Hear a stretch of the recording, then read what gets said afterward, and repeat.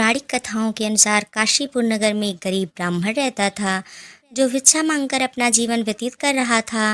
एक दिन उसे भिक्षा मांगते देखकर भगवान विष्णु ने स्वयं बूढ़े ब्राह्मण का रूप लेकर उस गरीब ब्राह्मण के पास गए और कहने लगे, हे विप्रे, श्री सत्यनारायण भगवान मनोवांछित फल देने वाले हैं।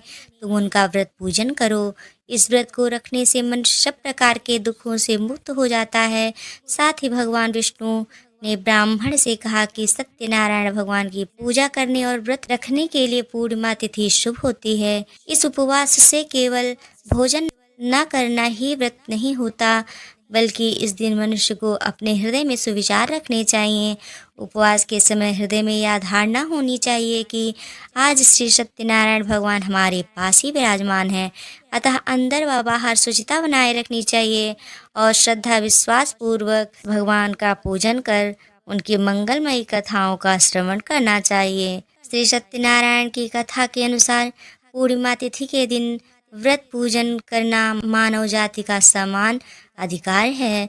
चाहे वह निर्धन धनवान राजा हो या व्यवसायी, ब्राह्मण हो या अन्य वर्ग, स्त्री हो या पुरुष, यही स्पष्ट करने के लिए इस कथा में निर्धन ब्राह्मण, गरीब लकड़हारा, राजा उल्कामुख, धनवान व्यवसायी, साधु वैश्य, उसकी पत्नी लीलावती, पुत्री कलावती, राजा तुंगध्वज एवं गोपगणों की कथा का समावेश किया गया है।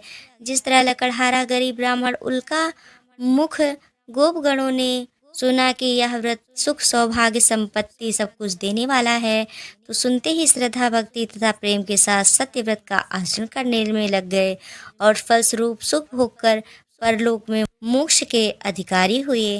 भगवान सत्यनारायण की कथा हमेशा संपूर्ण सुननी चाहिए और लिया गया संकल्प पूरा करना चाहिए। एक साधु वैश्य ने यही प्रसंग राजा उल्कामुख से सुना, किंतु उसका विश्वास अधूरा था और श्रद्धा में कमी होने के कारण उसने मन में प्रण लिया कि संतान प्राप्ति पर सत्यव्रत पूजन करूंगा।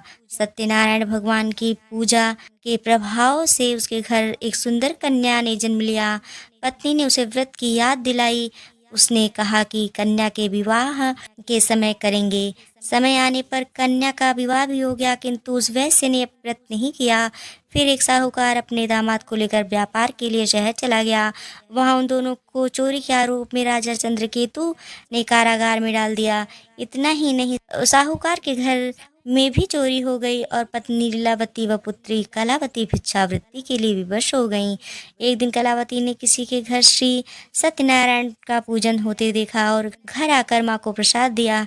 तब माँ ने अगले दिन श्रद्धा से व्रत पूजन और भगवान से पति और दामाद के शीघ्र वापस आने का वरदान मांगा। श्री हरि प्रसन्न हो गए और स्वप्न में राजा को कह दिया कि वह दोनों बंदियों को छोड़ दे, क्योंकि वह निर्दोष हैं।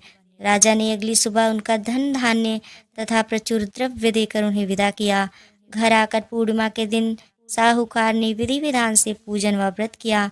इतना ही नहीं, जीवन भर सत्य व्रत का आयोजन करता रहा, जिसके प्रभाव से सभी सांसारिक सुखों को भोगने के बाद उसे मोक्ष प्राप्त हुआ। बोलो सत्यनारायण भगवान की जय।